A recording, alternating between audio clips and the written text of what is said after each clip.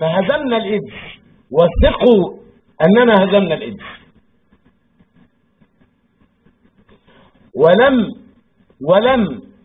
ولن نستورد في يوم من الأيام مصر تكلف لعلاج أحد أبنائها في الإيدز even one pence.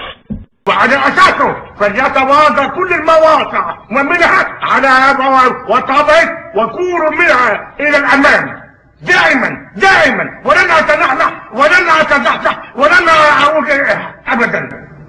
باخد الإيدز من المريض، بغذي المريض على إيدز، بديهوله صباع كفتة يتغذى عليه. باخد المرض واديهوله غذاء، وهذا قمة الإعجاز العلمي. ربع كفتة كان ستيتا والسيجارة